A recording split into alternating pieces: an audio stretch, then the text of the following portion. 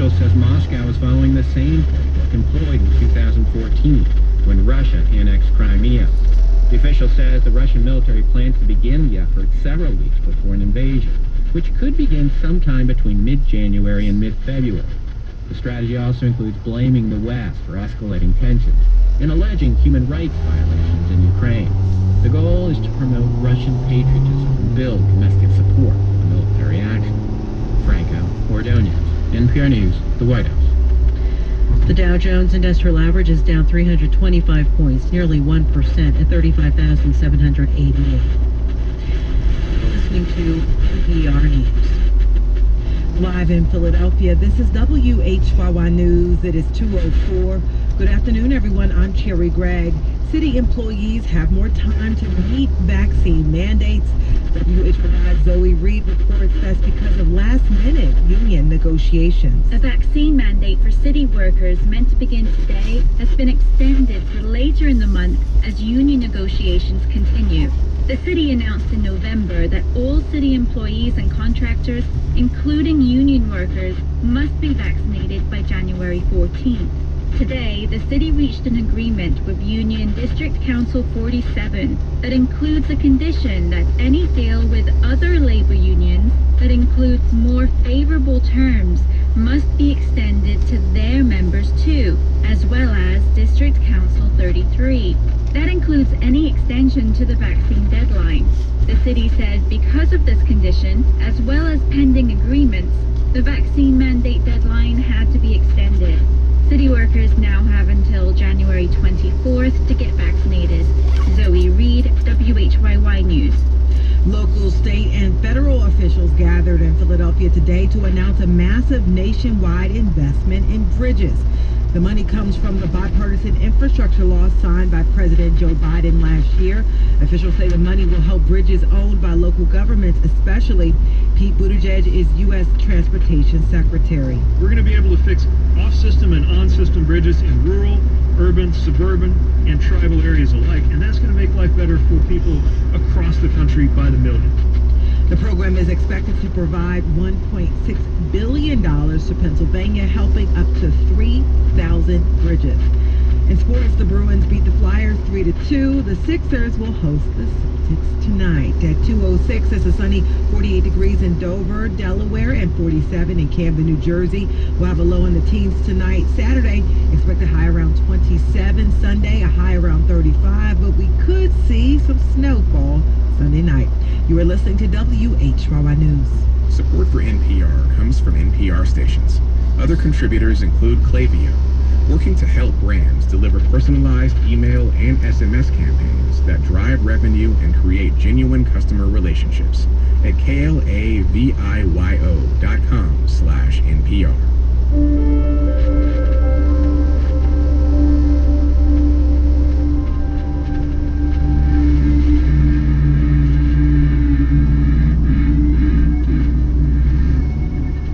20 years ago this week, President George W. Bush opened the Guantanamo Bay Detention Center. On his first day in office, President Obama signed an executive order to close the prison, and he continued to speak about it throughout his presidency. I have said repeatedly that I intend to close Guantanamo, and I will follow through on that. Guantanamo is not necessary. I'm going to be doing everything I can to close it. It is expensive. We will close the Guantanamo Bay Detention Camp. It is inefficient. That's why I argued that it should be closed throughout my campaign. Make no mistake, we will close Guantanamo. And 1 year from now, I ordered the prison at Guantanamo Bay closed by early next year. But 20 years later, Guantanamo remains open. It's a failure. The whole system has failed, but it's also a system that is contrary to our judicial and legal values. What's the point of closing Guantanamo? What's the point? Does the American feel safety? Does it like serve justice? No. It is no longer an operation where people will with pride say, I serve there, I do this.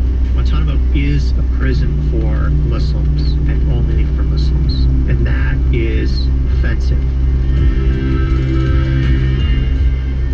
I'm Melissa Harris Perry, and on today's episode of The Takeaway, we're spending the entire hour on Guantanamo Bay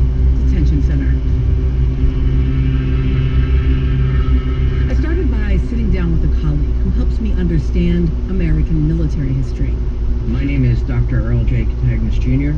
I'm an adjunct professor of security and risk analysis at Penn State University, Brandywine, as well as an editorial board member for Marine Corps University Press. Guantanamo Bay is not just the detention center, but it's also the naval base. The U.S. naval base in Guantanamo is a remnant of the bloody Spanish-American War. But when Cuba earned its independence from Spain in 1898, it found itself entangled with the U.S. The 1903 Platt Amendment allowed the U.S. to operate a military base on the island. And the U.S. wasn't just leasing some waterfront property in Cuba for its navy.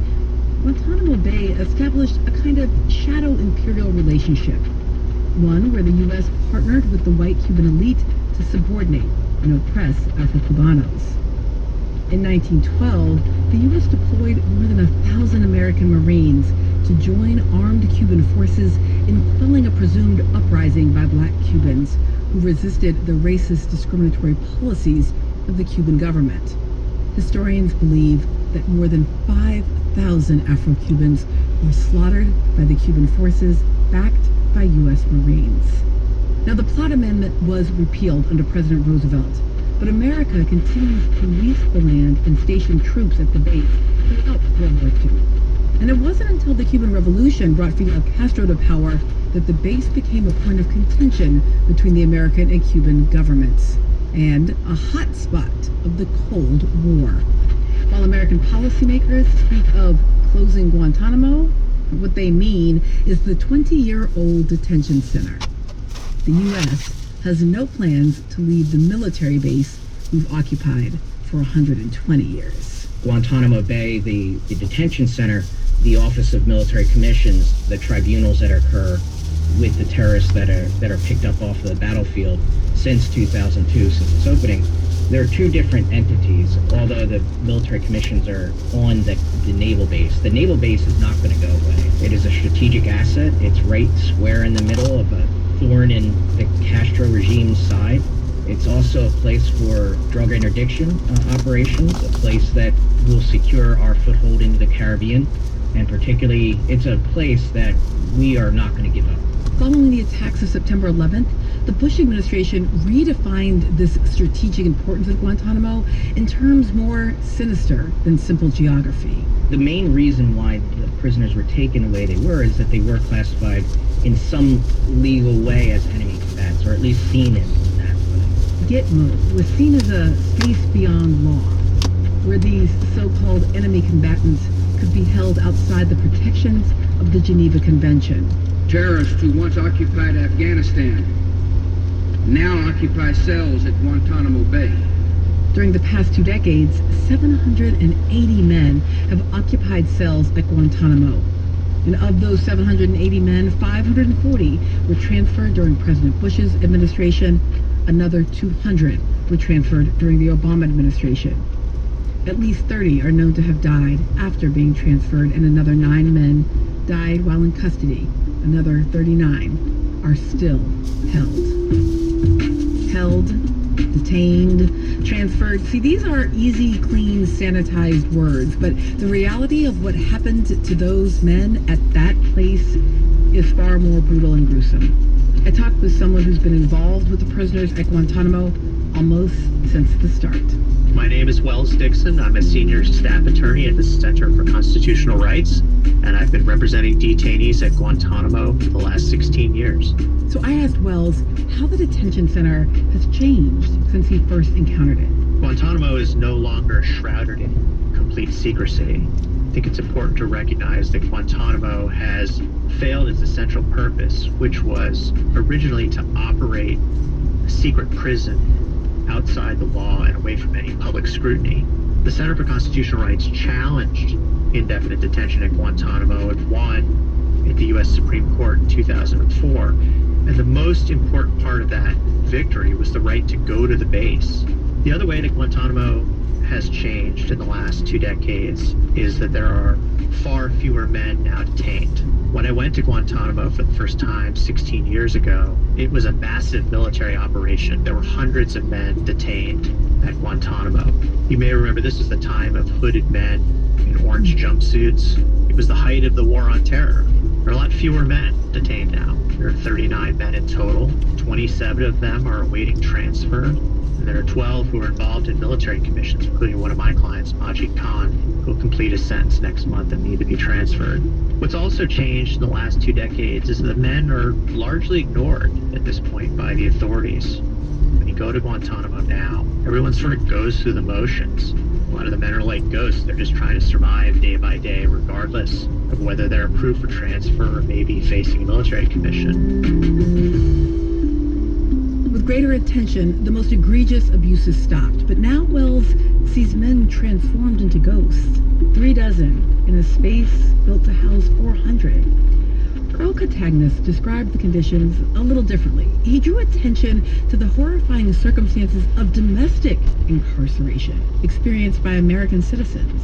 The infrastructure of the base has gotten larger and larger, and to the point now where the prisoners at Guantanamo Bay is really actually are the inmates treated much better than our prisoners in the United States, our American citizens that are particularly in Supermax with the isolation that occurs and some of the pretty dire circumstances in some of the more of the state prisons and the county prisons that we see across our country. So reporters are seeing a very limited view of what they're looking at, but compared to our state prisons and especially some of the county prisons and some of the other real remote areas of our country and even the federal Supermax, they're not even equivalent. The access to lawyers and to really high-powered lawyers, legal defense is much greater than our American citizens.